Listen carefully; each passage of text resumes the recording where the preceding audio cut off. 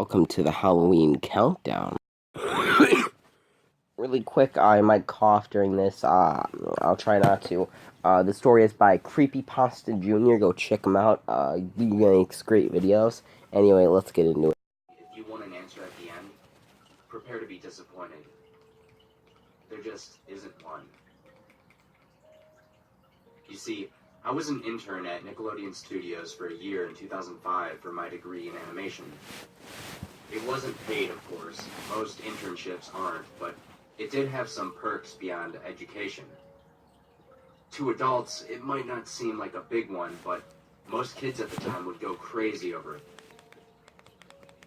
Now, since I worked directly with the editors and animators, I got to view the new episodes days before they aired.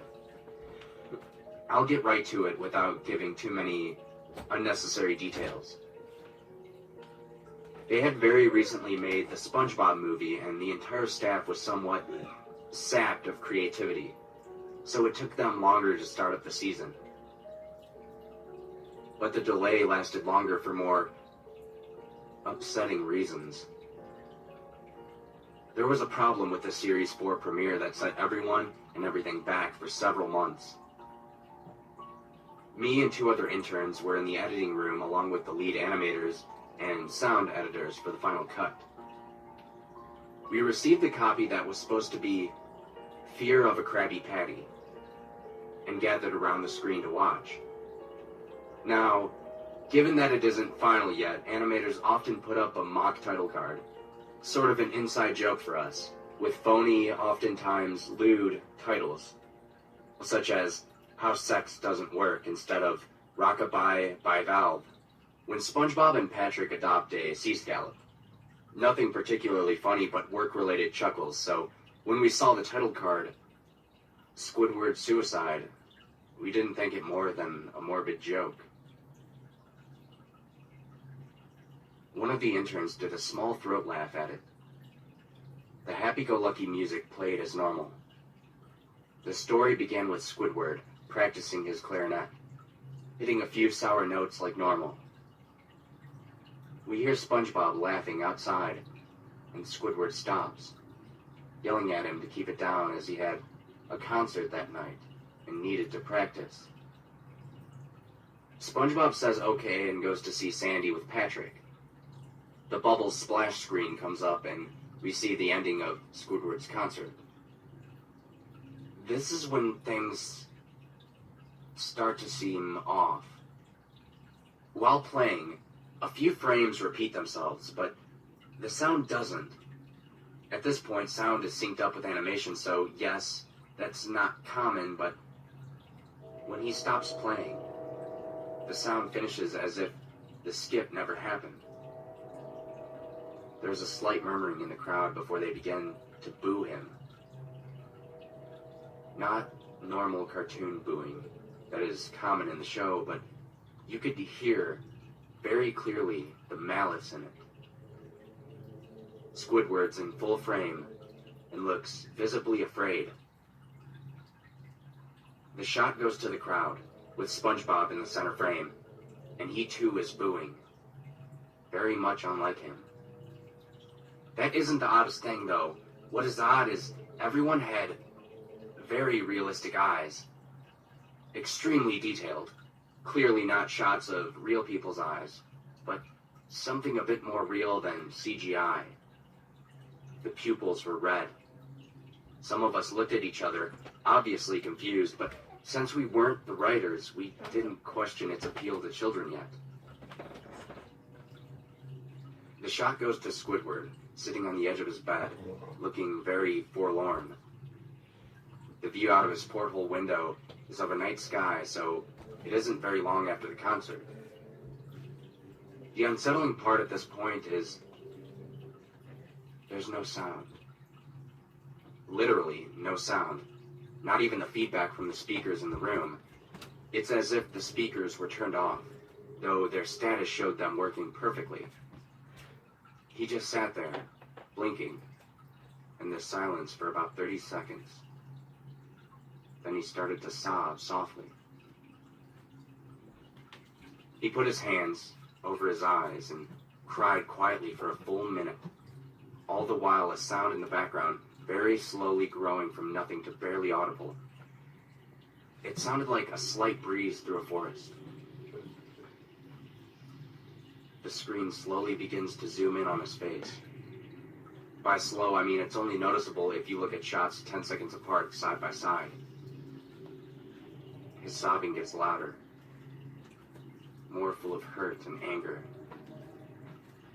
The screen then twitches a bit, as if it twists on itself, for a split second, then back to normal. The wind through the trees sound gets slowly louder, but more severe, as if a storm is brewing somewhere.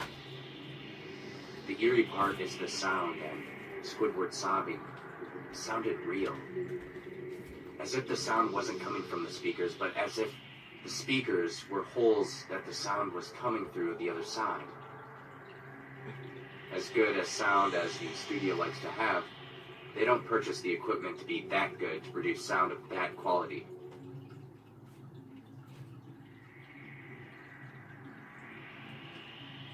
Below the sound of the wind and the sobbing, very faint, something sounded like laughter.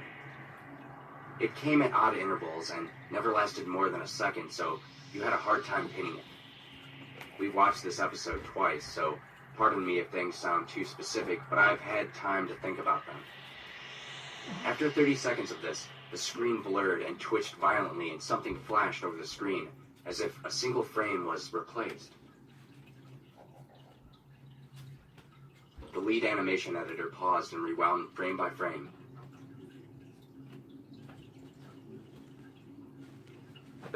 What we saw was horrible. It was a still photo of a dead child. He couldn't have been more than 6. The face was mangled and bloodied, one eye dangling over his upturned face, popped. He was naked down to his underwear, his stomach crudely cut open and his entrails laying beside him. He was laying on some pavement that was probably a road. The most upsetting part was that there was a shadow of the photographer. There was no crime tape, no evidence tags or markers, and the angle was completely off for a shot designed to be evidence.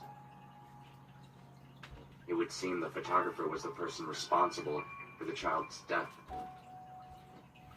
We were, of course, mortified, but pressed on, hoping that it was just a sick joke. The screen flipped back to Squidward, still sobbing, louder than before, and half body and frame. There was now what appeared to be blood running down his face from his eyes. The blood looked very strange to me, almost as if it was coming out of the screen. The wind sounded now as if it were that of a gale blowing through a forest. There were even snapping sounds of branches.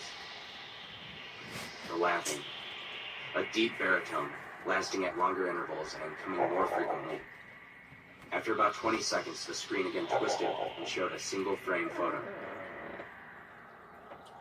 The editor was reluctant to go back. We all were. But he knew he had to. This time, the photo was that of what appeared to be a little girl, no older than the first child. She was laying on her stomach, her barrettes in a pool of blood next to her. Her left eye was too popped out, and she was naked except for underwear.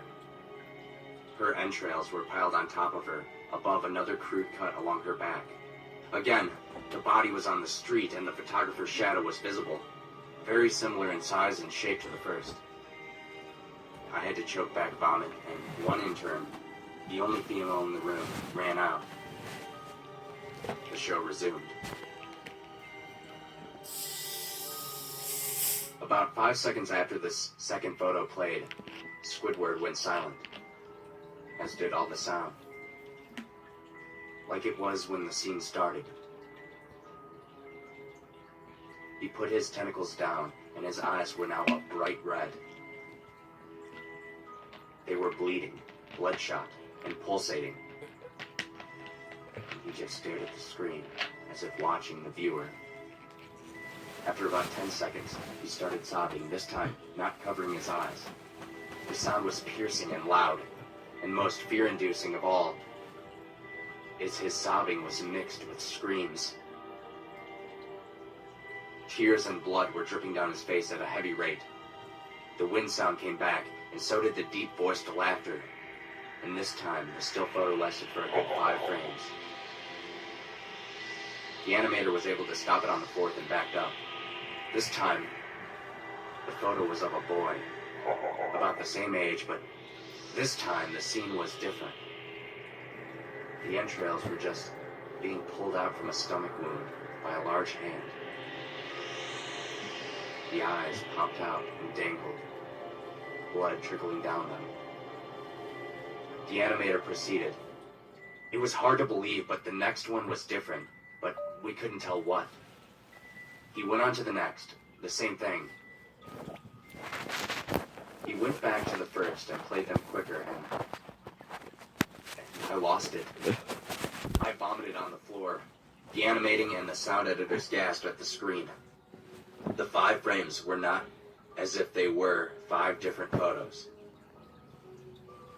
They were played out as if they were frames from a video. We saw the hand slowly lift out the guts. We saw the kid's eyes focus on it. We even saw 2 frames of the kid beginning to blink. The lead sound editor told us to stop. He had to call in the creator to see this.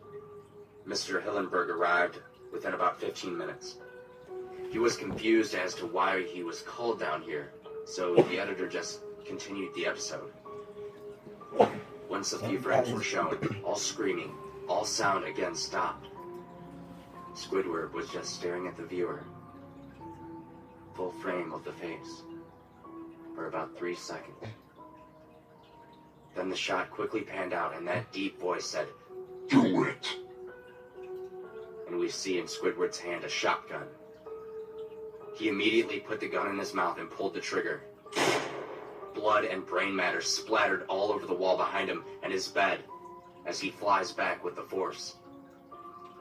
The last 5 seconds of this episode shows his body on the bed, on his side, one eye dangling on what was left of his head above the floor, staring blankly at it. Then the episode ends. Mr. Hillenberg is obviously angry at this. He demanded to know what the heck was going on. Most people left the room at this point, so it was just a handful of us to watch it again. Viewing the episode twice only served to imprint the entirety of it in my mind and caused me horrible nightmares. I'm sorry I stayed. The only theory we could think of was the file was edited by someone in the chain from the drawing studio to here. The CTO was called in to analyze when it happened. The analysis of the file did show it was edited over by new material. However, the timestamp of it was a mere 24 seconds before we began viewing it. All equipment involved was examined for foreign software and hardware as well as glitches, as if the timestamp may have glitched and showed the wrong time, but everything checked out fine. We don't know what happened, and to this day, nobody does. There was an investigation due to the nature of the photos, but nothing came of it. No child seen was identified and no clues were gathered from the data involved, nor physical clues in the photos. I never believed in unexplainable phenomena before, but now that I have something happen and can't prove anything about it beyond anecdotal evidence, I think twice about things now.